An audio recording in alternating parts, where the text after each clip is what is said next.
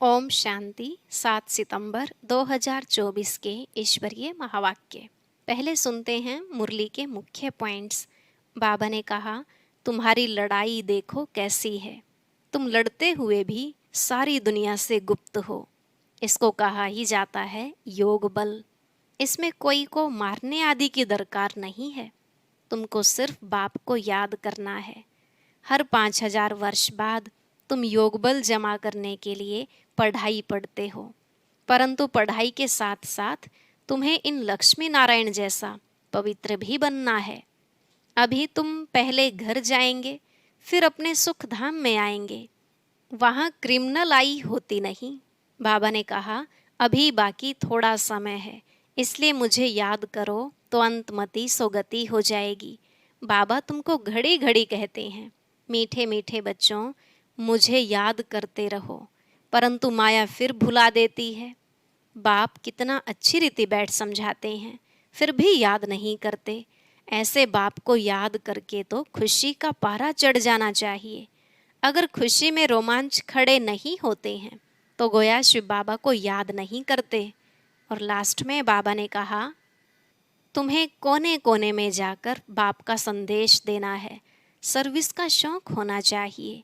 यह नॉलेज बड़े ते बड़ी है, तो कोई को समझाने के लिए चित्र भी बड़े बड़े होने चाहिए, ताकि मनुष्य देख समझे इनमें कुछ सार है।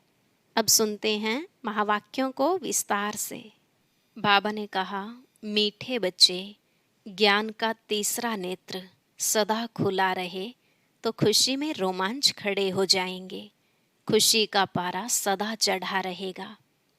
प्रश्न, इस समय मनुष्यों की नज़र बहुत कमज़ोर है, इसलिए उनको समझाने की युक्ति क्या है? उत्तर, बाबा कहते, उनके लिए तुम ऐसे बड़े बड़े चित्र बनाओ जो वह दूर से ही देखकर समझ जाएं। यह गोले का सृष्टि चक्र का चित्र तो बहुत बड़ा होना चाहिए। यह है अंधों के आगे आईना। दूसरा प्रश्न, सारी दुनिया को स्वच्छ बनाने में तुम्हारा मददगार कौन बनता है? उत्तर, नेचुरल कैलेमिटीज तुम्हारी मददगार बनती हैं। इस बेहद की दुनिया की सफाई के लिए जरूर कोई मददगार चाहिए। ओम शांति। गायन भी है, बाप से 1 सेकंड में वर्षा अर्थात जीवन मुक्ति। और तो सब हैं जीवन बंद में। यह एक ही त्रिमूर्ति और गोले वाला चित्र जो है, बस यही मुख्य है। यह बहुत बड़ा बड़ा होना चाहिए। अंधों के लिए तो बड़ा आईना चाहिए जो अच्छी तरह से देख सके, क्योंकि अभी सबकी नज़र कमज़ोर है, बुद्धि कम है। बुद्धि कहा जाता है तीसरे नेत्र को। तुम्हारी बुद्धि में अब खुशी हुई है। खुशी में जिनके रोमांच खड़े नहीं होते हैं, गोया शिव बाबा को याद नहीं करते हैं, तो कहेंगे ज्ञान का तीसरा नेत्र थोड़ा खुला है, झुंझार है। बाप समझाते हैं, कोई को भी शॉर्ट में समझाना है। बड़े बड़े मेले आदि लगते हैं। बच्चे जानते हैं, सर्विस के लिए वास्तव में एक चित्र ही बस है। भल गोले का चित्र हो तो भी हर्जा नहीं है। बाप ड्रामा और झाड़ का अथवा कल्प वृक्ष का और 84 के चक्र का राज समझाते हैं। ब्रह्मा द्वारा बाप का यह वर्षा मिलता है।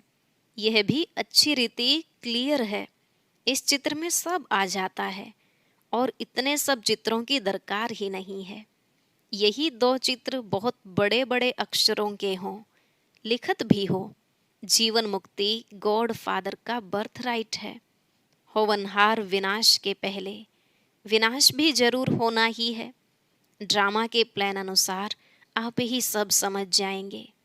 तुम्हारे समझाने की भी दरकार नहीं रहेगी। बेहद के बाप से बेहद का यह वर्षा मिलता है। यह तो बिल्कुल पक्का याद रहना चाहिए, परंतु माया तुमसे भुला देती है। समय बीतता जाता है। गायन भी है ना, बहुत गई थोड़ी रही। इनका अर्थ इस समय का ही है, बाकी थोड़ा समय ही रहा है। स्थापना तो हो ही रही है, विनाश में थोड़ा समय है। थोड़े में भी थोड़ी रहती जाएगी, विचार किया जाता है फिर क्या होगा। अभी तो जागते नहीं, पीछे जागते जाएंगे। आंखें बड़ी होती जाएंगी। यह आंखें नहीं, बुद्धि की आंख। छोटे छोटे चित्रों से इतना मजा नहीं आता है, बड़े बड़े बन जाएंगे। साइंस भी कितनी मदद देती है, विनाश में तत्व भी मदद करते हैं। बिगर कोड़ी खर्चे तुमको कितनी मदद देते हैं, तुम्हारे लिए बिल्कुल सफाया कर देते हैं। यह बिल्कुल छीछी दुनिया है। अजमेर में स्वर्ग का यादगार है, यहाँ दिलवाड़ा मंदिर में स्थापना का यादगार है, परंतु कुछ समझ थोड़े ही सकते हैं। अभी तुम समझदार बने हो। भल मनुष्य कहते हैं हम नहीं जानते कि विनाश हो जाएगा, समझ में नहीं आता। एक कहानी है ना, शेर आया, नहीं मानते थे, एक दिन सब गायें खा गया। तुम भी कहते रहते हो यह पुरानी दुनिया गई की गई, बहुत गई थोड़ी रही। यह सारी नॉलेज तुम बच्चों की बुद्धि में रहनी चाहिए। आत्मा ही धारण करती है। बाप की भी आत्मा में ज्ञान है। वह जब शरीर धारण करते हैं तब ज्ञान देते हैं। जरूर उनमें नॉलेज है, तब तो नॉलेजफुल गॉड फादर कहा जाता है। वह सारे सृष्टि के आदि मध्य अंत को जानते हैं। अपने को तो जानते हैं ना, और सृष्टि चक्र कैसे फिरता है वह भी नॉलेज है। इसलिए अंग्रेजी में नॉलेजफुल अक्षर बहुत अच्छा है। मनुष्य सृष्टि रूपी झाड़ का बीज रूप है, तो उनको सारी नॉलेज है। तुम यह जानते हो नंबरवार पुरुषार्थ अनुसार शिव बाबा तो है ही नॉलेजफुल। यह अच्छी रीति बुद्धि में रहना चाहिए। ऐसे नहीं सबकी बुद्धि में एक रस धारणा होती है। भल लिखते भी हैं, परंतु धारणा कुछ नहीं, नाम मात्र लिखते हैं, बता किसको भी नहीं सकेंगे। सिर्फ कागज को बताते हैं। कागज क्या करेंगे, कागज से तो कोई समझेंगे नहीं। इस चित्र से बहुत अच्छा समझेंगे। बड़े ते बड़ी नॉलेज है तो अक्षर भी बड़े बड़े होने चाहिए। बड़े ते बड़े चित्र देख मनुष्य समझेंगे इनमें जरूर कुछ सार है। स्थापना और विनाश भी लिखा हुआ है। राजधानी की स्थापना, यह है गॉड फादरली बर्थ राइट।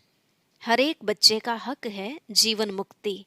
तो बच्चों की बुद्धि चलनी चाहिए कि सब जीवन बंद में हैं, इन्हें जीवन बंद से जीवन मुक्त में कैसे ले जाएं।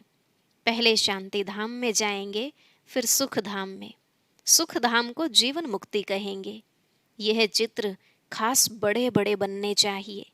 मुख्य चित्र है ना, बहुत बड़े बड़े अक्षर हो तो मनुष्य कहेंगे बीके ने इतने बड़े चित्र बनाए हैं, जरूर कुछ नॉलेज है। तो जहाँ तहाँ तुम्हारे भी बड़े बड़े चित्र लगे हुए हों तो पूछेंगे यह क्या है। बोलो इतने बड़े चित्र तुम्हारे समझने के लिए बनाए हैं, इसमें क्लियर लिखा हुआ है। बेहद का वर्षा इन्हों को था, कल की बात है, आज वह नहीं है, क्योंकि 84 पुनर्जन्म लेते लेते नीचे आ गए हैं। सतो प्रधान से तमो प्रधान तो बनना ही है। ज्ञान और भक्ति पूज्य और पुजारी का खेल है ना, आधा आधा में बिल्कुल पूरा खेल बना हुआ है। तो ऐसे बड़े बड़े चित्र बनाने की हिम्मत चाहिए। सर्विस का भी शौक चाहिए। दिल्ली के तो कोने कोने में सर्विस करनी है। मेले मलाखड़े में तो बहुत लोग जाते हैं, वहाँ तुमको यह चित्र ही काम में आएंगे। त्रिमूर्ति गोला, यह है मुख्य। यह बहुत अच्छी चीज है। अंधे के आगे जैसे आईना है। अंधों को पढ़ाया जाता है, पढ़ती तो आत्मा है ना, परंतु आत्मा के ऑर्गन्स छोटे हैं, तो उनको पढ़ने के लिए चित्र आदि दिखाए जाते हैं। फिर थोड़े बड़े होते हैं तो दुनिया का नक्शा दिखाते हैं। फिर वह सारा नक्शा बुद्धि में रहता है। अभी तुम्हारी बुद्धि में सारा यह ड्रामा का चक्र है। इतने सब धर्म हैं, कैसे कैसे नंबरवार आते हैं, फिर चले जाएंगे। वहाँ तो एक ही आदि सनातन देवी देवता धर्म है, जिसको स्वर्ग हेवन कहते हैं। बाप के साथ योग लगाने से आत्मा पतित से पावन बन जाएगी। भारत का प्राचीन योग मशहूर है। योग अर्थात याद। बाप भी कहते हैं, मुझ बाप को याद करो। यह कहना पड़ता है। लौकिक बाप को कोई कहना नहीं पड़ता है कि मुझे याद करो। बच्चे ऑटोमेटिकली बाबा मम्मा कहते रहते हैं। वह है लौकिक माता पिता। यह है पारलौकिक, जिसका गायन है, तुम्हारी कृपा से सुख घनेरे। जिनको दुख है वही गाते हैं। सुख में तो कहने की दरकार ही नहीं रहती। दुख में हैं तब पुकारते हैं। अभी तुम समझ गए हो, यह मात पिता है। बाप कहते हैं ना, दिन प्रतिदिन तुमको गुहिये गुहिये बातें सुनाता हूँ। आगे मालूम था क्या कि मात पिता किसको कहा जाता है? अभी तुम जानते हो, पिता तो उनको ही कहा जाता है। पिता से वर्षा मिलता है ब्रह्मा द्वारा। माता भी चाहिए ना, क्योंकि बच्चों को अडॉप्ट करना है। यह बात किसके भी ध्यान में नहीं आएगी। तो बाबा घड़ी घड़ी कहते हैं, मीठे मीठे बच्चों, बाप को याद करते रहो। लक्ष्य मिल गया, फिर भल कहाँ भी जाओ। विलायत में जाओ, 7 रोज कोर्स किया तो बहुत है। बाप से तो वर्षा लेना ही है। याद से ही आत्मा पावन बनेगी, स्वर्ग का मालिक बनेंगे। यह लक्ष्य तो बुद्धि में है, फिर भल कहाँ भी जाएं। सारा ज्ञान गीता का इस बैज में है। कोई को पूछने की भी दरकार नहीं रहेगी कि क्या करना है। बाप से वर्षा लेना है तो जरूर बाप को याद करना है। तुमने यह वर्षा बाप से अनेक बार लिया है। ड्रामा का चक्र रिपीट होता रहता है ना। अनेक बार तुम टीचर से पढ़ करके कोई न कोई पद प्राप्त करते हो। पढ़ाई में बुद्धि योग टीचर के साथ रहता है ना। इम्तिहान चाहे छोटा हो चाहे बड़ा हो, पढ़ती तो आत्मा है ना। इनकी भी आत्मा पढ़ती है। टीचर को और फिर एम ऑब्जेक्ट को याद करना है। सृष्टि का चक्र भी बुद्धि में रखना है। बाप और वर्षे को याद करना है। दैवी गुण भी धारण करने हैं। जितना धारण करेंगे उतना ऊंच पद पाएंगे। अच्छी रीति याद करते रहते हैं। फिर यहाँ आने की भी क्या दरकार है, परंतु फिर भी आते हैं। ऐसा ऊंच बाबा जिससे इतना बेहद का वर्षा मिलता है, उनसे मिलकर तो आवें। मंत्र लेकर सब आते हैं। तुमको तो बहुत भारी मंत्र मिलता है। नॉलेज तो सारी अच्छी रीति बुद्धि में है।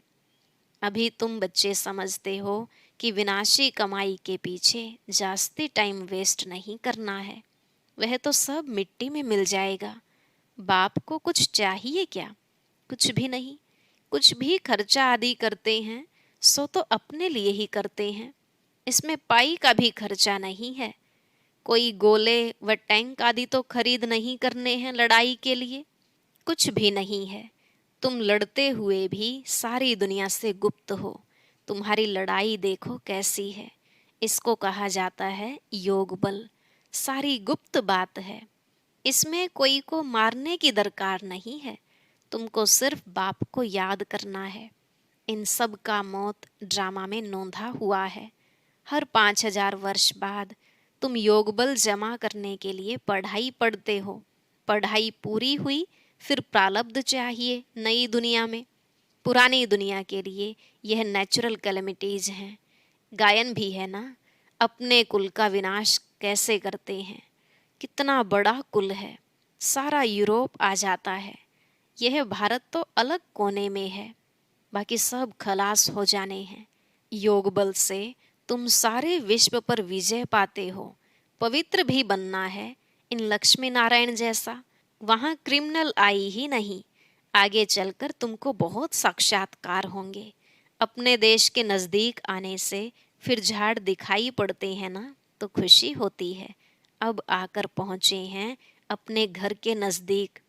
तुम भी घर चल पड़े हो, फिर अपने सुख धाम आएंगे। बाकी थोड़ा समय है।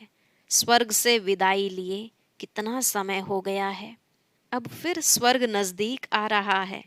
तुम्हारी बुद्धि चली जाती है ऊपर। वह है निराकारी दुनिया, जिसको ब्रह्मांड भी कहते हैं। हम वहाँ के रहने वाले हैं। यहाँ 84 का पार्ट बजाया, अभी हम जाते हैं। तुम बच्चे हो ऑल राउंड, शुरू से लेकर पूरे 84 जन्म लेने वाले हो। देरी से आने वाले को ऑल राउंडर नहीं कहेंगे। बाप ने समझाया है मैक्सिमम और मिनिमम कितने जन्म लेते हो, एक जन्म तक भी है, पिछाड़ी में सब चले जाएंगे वापस। नाटक पूरा हुआ, खेल खलास। अब बाप समझाते हैं मुझे याद करो, अंतमति सो गति हो जाएगी। बाप के पास परम धाम में चले जाएंगे। उनको कहते हैं मुक्ति धाम, शांति धाम और फिर सुख धाम। यह है दुख धाम। ऊपर से हर एक सतो प्रधान, फिर सतो रजो तमो में आते हैं। एक जन्म होगा तो उसमें भी इन 4 स्टेजेस को पाएंगे। कितना अच्छा बच्चों को बैठ समझाते हैं, फिर भी याद नहीं करते, बाप को भूल जाते हैं। नंबरवार तो है ना, बच्चे जानते हैं नंबरवार पुरुषार्थ अनुसार रुद्रमाला बनती है। कितने करोड़ की रुद्रमाला है, बेहद के विश्व की यह माला है। ब्रह्मा सो विष्णु, विष्णु सो ब्रह्मा, दोनों का सरनेम देखो, यह प्रजापिता ब्रह्मा का नाम है। आधा कल्प फिर आता है रावण, डीटीजम फिर इस्लामिज्म। आदम बीबी को भी याद करते हैं, पैराडाइज को भी याद करते हैं। भारत पैराडाइज स्वर्ग था। बच्चों को खुशी तो बहुत होनी चाहिए। बेहद का बाप, ऊंचते ऊंच भगवान, ऊंचे ते ऊंच भगवान, ऊंचे ते ऊंच पढ़ाते हैं। ऊंचते ऊंच पद मिलता है। सबसे ऊंचते ऊंच टीचर है बाप। वह टीचर भी है, फिर साथ ले जाएंगे तो सतगुरु भी है। ऐसा बाप क्यों नहीं याद रहेगा। खुशी का पारा चढ़ा रहना चाहिए, परंतु युद्ध का मैदान है। माया ठहरने नहीं देती है, घड़ी घड़ी गिर पड़ते हैं। बाप तो कहते हैं बच्चे, याद से ही तुम माया जीत बनेंगे। अच्छा, मीठे मीठे सिकिलधे बच्चों प्रति माता पिता बाप दादा का याद प्यार और गुड मॉर्निंग। रूहानी बाप की रूहानी बच्चों को नमस्ते। रूहानी बच्चों की रूहानी बाप दादा को नमस्ते नमस्ते, गुड मॉर्निंग। शुक्रिया बाबा, शुक्रिया। धारणा के लिए मुख्य सार। पहला पॉइंट, बाप जो सिखलाते हैं उसे अमल में लाना है, सिर्फ कागज पर नोट नहीं करना है। विनाश के पहले जीवन बंद से जीवन मुक्त पद प्राप्त करना है। दूसरा, अपना टाइम विनाशी कमाई के पीछे अधिक वेस्ट नहीं करना है, क्योंकि यह तो सब मिट्टी में मिल जाना है। इसलिए बेहद के बाप से बेहद का वर्षा लेना है और दैवी गुण भी धारण करने हैं। आज का वरदान, योग बल द्वारा माया की शक्ति पर जीत प्राप्त करने वाले सदा विजयी भव। योग बल द्वारा माया की शक्ति पर जीत प्राप्त करने वाले सदा विजयी भव। बाबा ने कहा ज्ञान बल और योग बल सबसे श्रेष्ठ बल है। जैसे साइंस का बल अंधकार पर विजय प्राप्त कर रोशनी कर देता है, ऐसे योग बल सदा के लिए माया पर जीत प्राप्त कर विजयी बना देता है। योग बल इतना श्रेष्ठ बल है जो माया की शक्ति इसके आगे कुछ भी नहीं है। योग बल वाली आत्माएं स्वपन में भी माया से हार नहीं खा सकती, स्वपन में भी कोई कमजोरी आ नहीं सकती। ऐसा विजय का तिलक आपके मस्तक पर लगा हुआ है। स्लोगन, नंबर 1 में आना है तो व्यर्थ को समर्थ में परिवर्तन कर दो। नंबर 1 में आना है तो व्यर्थ को समर्थ में परिवर्तन कर दो। अच्छा, ओम शांति। अब सुनते हैं आज की अव्यक्त मुरली। इसके लिए ऊपर दिए गए बॉक्स पर क्लिक करें।